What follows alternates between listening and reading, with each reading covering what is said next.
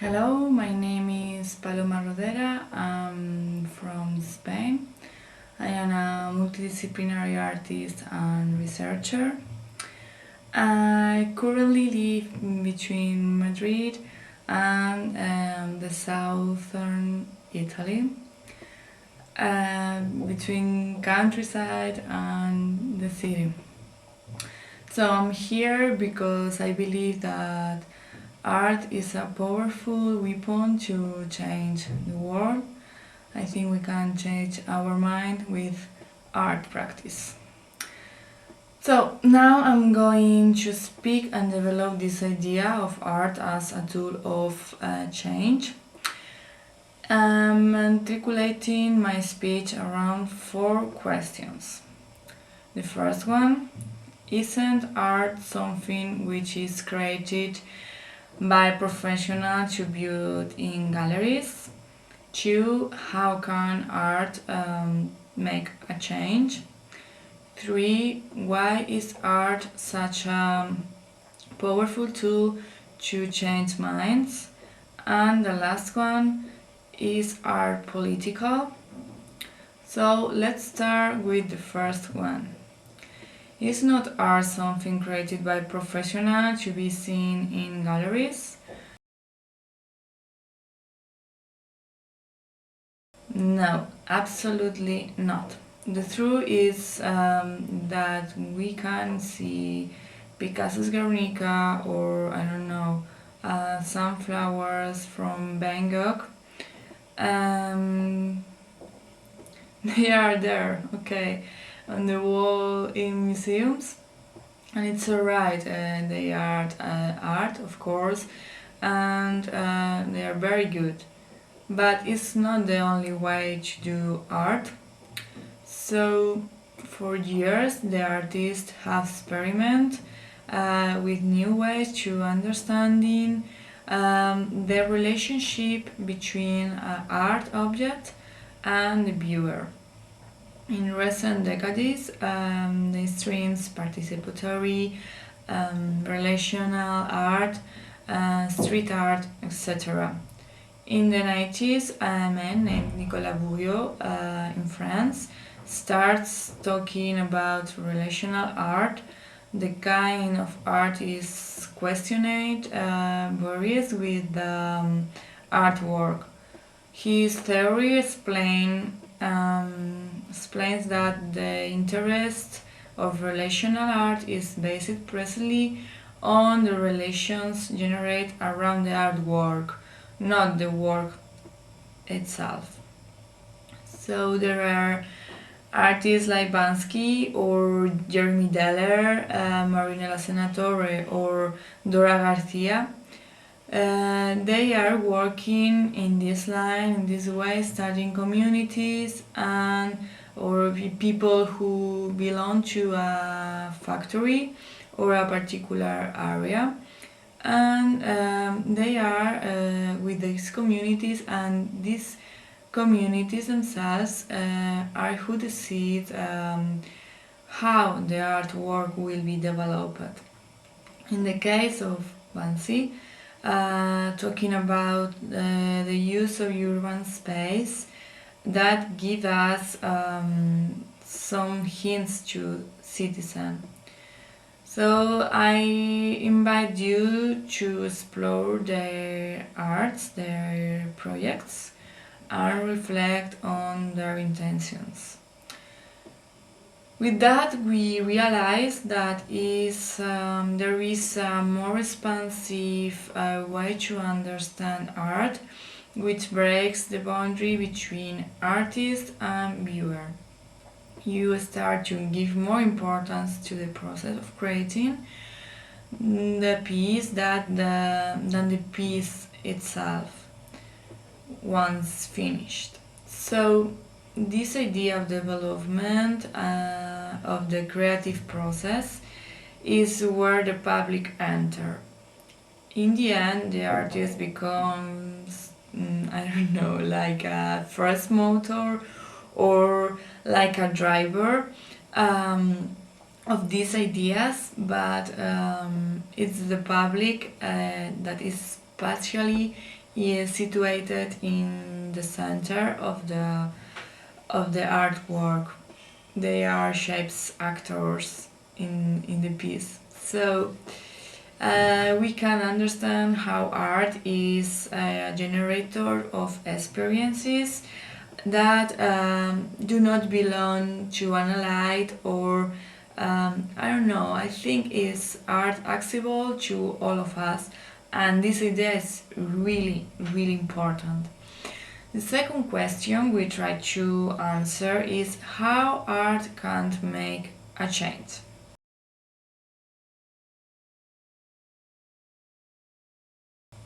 Well, um, to do this, I will speak from my experience living between countryside and the city. I will take concrete actions that can be carried out with art as a tool. For instance, flash mobs, I don't know if you know, so for those who don't know what it is, I'm giving you as an example. You recite an email with instructions, something like 1 hour, 1 day, maybe ask us to take an object. I don't know, maybe a pillow like this. So you are there with your pillow in an hour in that moment there, and suddenly you're surrounded by others who have received the same mail as you. So then all together start a pillows war, something like that. Believe me, it's not the same if you try to do on your own. I'm not. I'm nowhere talking. So after 10 minutes, all stop and everybody continues their lives at first.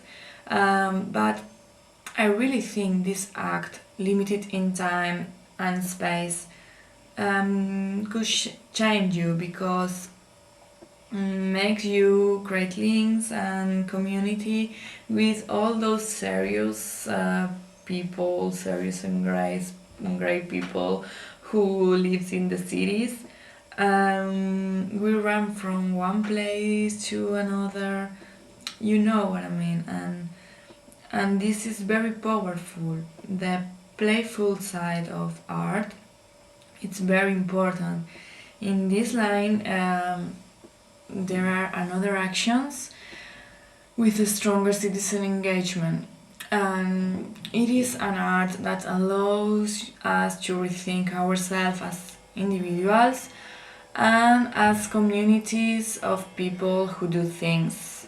So they also help us reflect on our environments, our use of public spaces, among another things. So what happened in the countryside?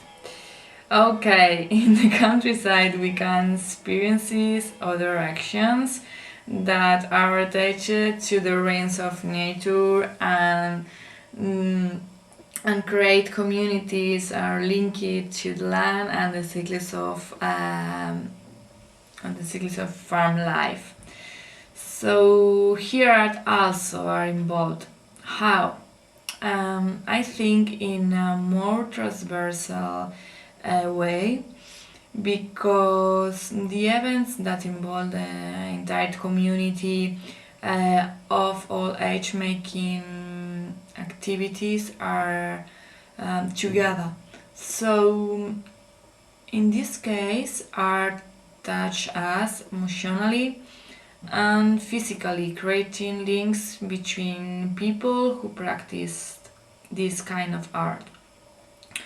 So art is something that challenges ownerships of space, helps to explore an issue, build relationships, networks, communities. Art that's emotionally us and affect us, so at the end we feel differently. and this is the key for me.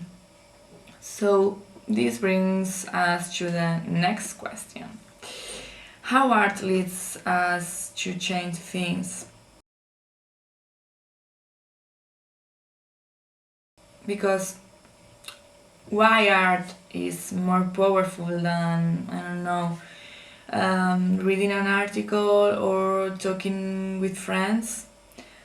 Well, for me, the answer is very, very simple. It's easy to say that art is something we repeat and repeat and repeat and repeat, always repeat differently. So when we are reading something, our brains only retain some ideas, but we can discuss these ideas with someone, and it's okay. Somehow we are expressing ourselves, so it's okay.